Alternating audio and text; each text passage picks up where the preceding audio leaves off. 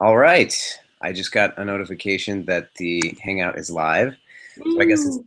now time for me to welcome everybody to, I think, the sixth episode of the Rejects podcast. Mhm. And I think that, or this is Google Hangout cast podcast, I don't know, whatever we call this thing. I think it's been like a year since the Rejects has been a thing, right? That is, that might be true. Yeah. When did Project Greenlight end? I think the submissions were due sometime in August. I don't remember when. Maybe it was closer to the end of August, but it's August now, so Yeah.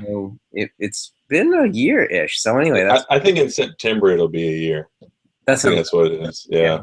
great.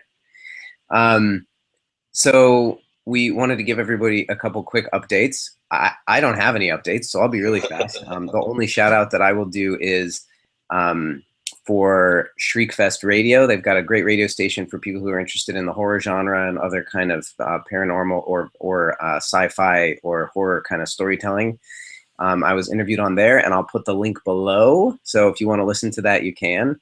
But it's a great festival. They do a screenwriting competition. They do short films and feature films. So if you're into the horror sci-fi genre, keep them on your radar and pay attention to the submission deadlines because they're just an awesome festival.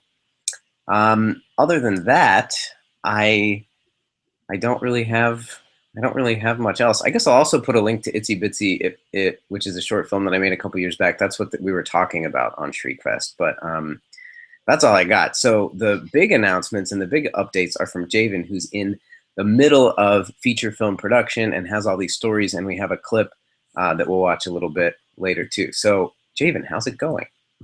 It's a trip.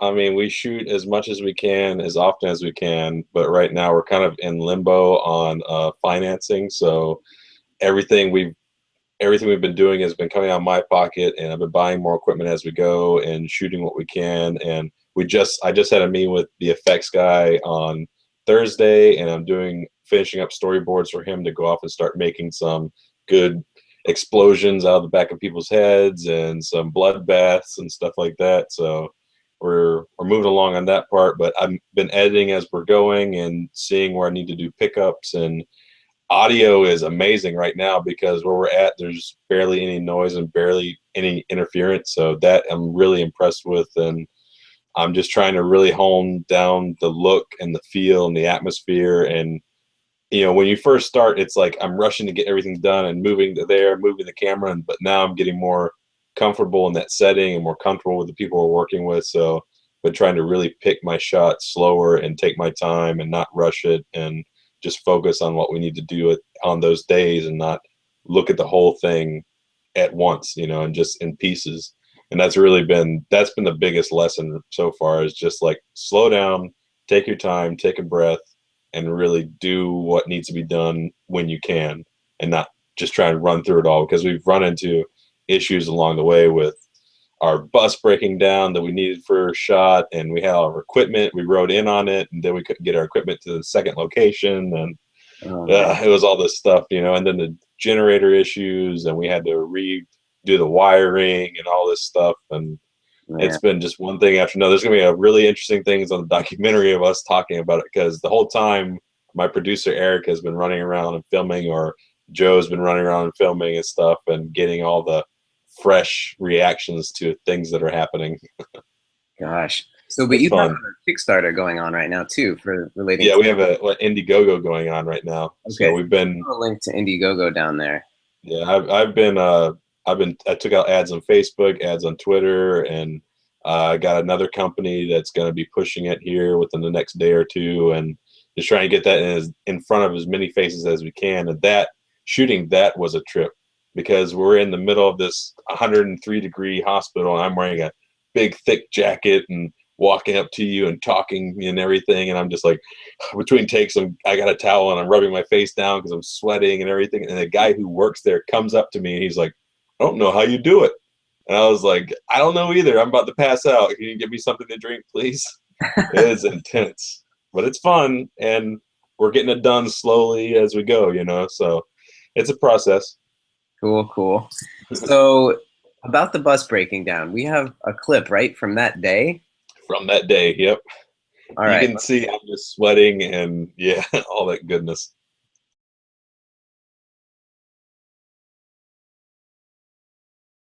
So this is for the Rejects podcast. What's This is our lead, up? Don. We're on set. The bus broke down. Our equipment broke down, malfunctioning. That's what's happening today. It's the ghosts. It's a ghost in the hospital. We've heard voices. One of us was touched. It's crazy. We had a light bulb blow the other day by itself. Whoa, that's scary. Right, Joe? And all the audio was messed up. All the audio is messed up. There's a sound of something being dragged. Even when it Like not, So funny. not even joking. Ask Jared. These guys leave me completely alone in the hospital. I'm like over there in the kitchen side setting up lights and stuff, and then I'm like, I thought I heard somebody coming, and I was like looking, and I was like, I don't hear anything. Wait a second. And I was like, nobody's in the hospital with me. They left me in here. I'm running power by myself. Chicken. Sure enough, nobody was there except for the ghost. So that's The day ghost of 4. Christmas past. Yeah. That's day 4 on set of Melanie Rose. I'm not gonna see if I can do It's something. funny, nothing happens when I'm on set. I know, right? Except we run all the red lights and have her running down the Running hall. around. Yeah, so a lot happens. I meant like. Eventful. Go stand over the other side of the hospital by yourself and watch I something did. happen. By yourself for how long? I don't know. Did you see the video we posted with the ghost running by in the background? I did. It was a shadow Yeah, of a ghost. it was real. It really happened. I believe you. You don't I believe me. believe in you. You don't believe me. I can tell you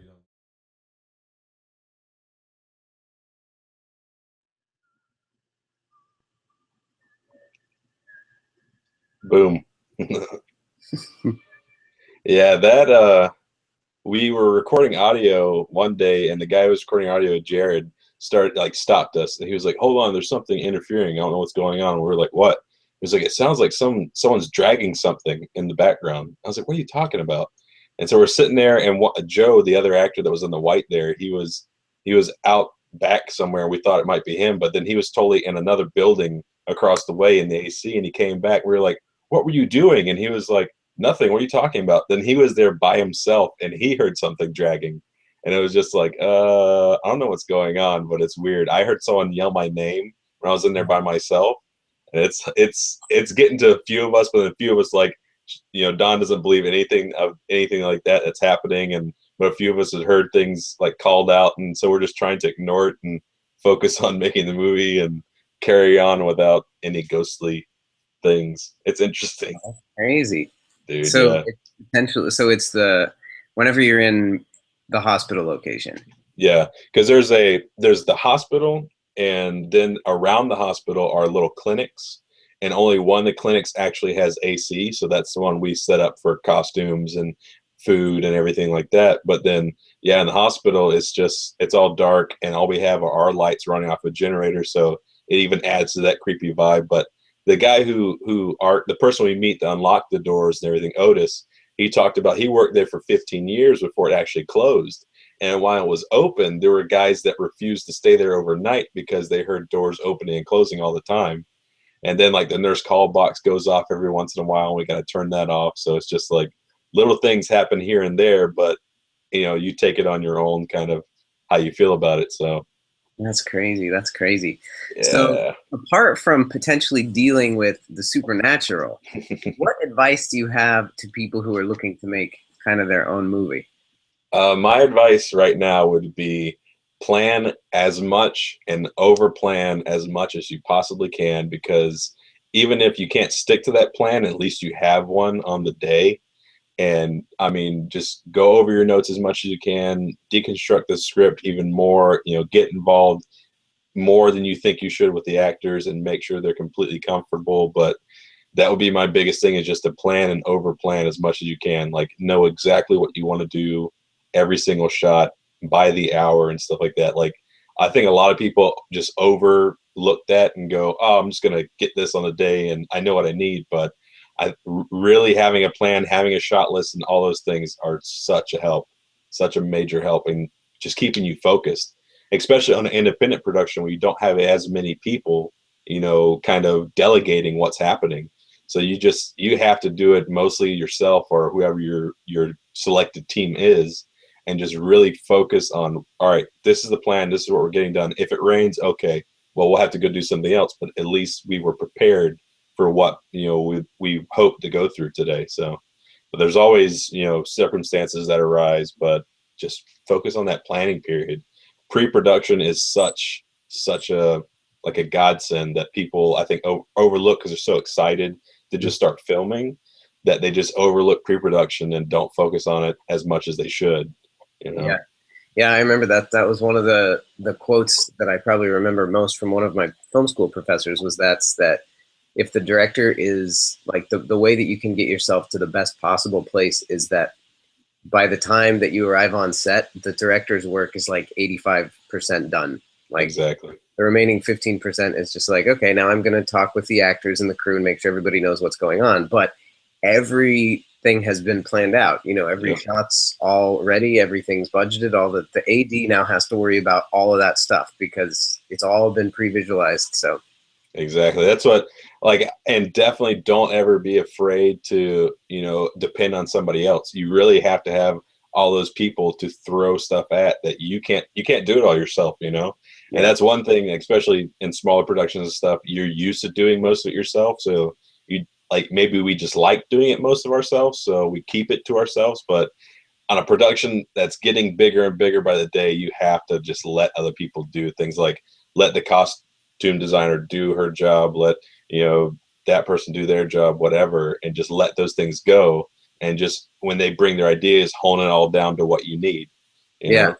And on that note, I will say that it's the idea of how complex making a movie is and how many roles people have and how you have to trust people and there's the specialization and everything. I've learned from experience that in general, it's a bad idea to try to make a movie completely by yourself, which is something else we talked about on the Shriekfest radio interview. And I'll hopefully get to a point where I can release some of that stuff where I tried to hike up to the mountains and make a movie by myself. But it's too difficult. It's too difficult when you have 20 people. One of the other film quotes that I remember is, making a movie isn't brain surgery. Brain surgery is easy. I like that. That's true. Wow, man. That's the thing. It's like, I come home after a shoot or something and I just sit at my computer and I take my guitar and I start recording stuff because that's just how I detox. And it's like making music is so much. It's one person. I can do it, just me. I can do the drums. I can do the guitar, everything. And that's all me. Like, that's how I think my mind gets its control back. It's like, all right, I'm gonna go do something just I can do right now by myself, But making a movie is just a collaborative effort, and you succeed or you don't, and that's basically that, Yeah. Well, it's very fun. It's very fun. So, how many days of production do you have left?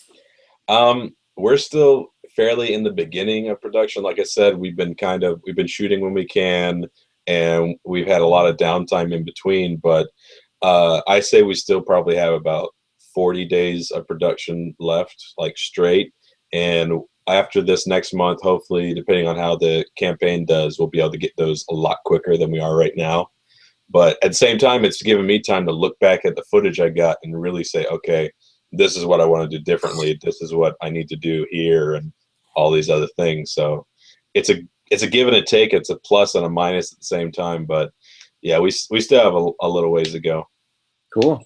Well, we'll have to do another update maybe in another couple weeks or whenever you feel like there's another good time. But I guess any final thoughts or updates or advice for anybody? Stay true to yourself and keep living the dream and push as hard as you can and plan your freaking head off so you're ready when the time comes. Always just go that extra mile and put 110% in, so you've done your best and you're happy with what you've done.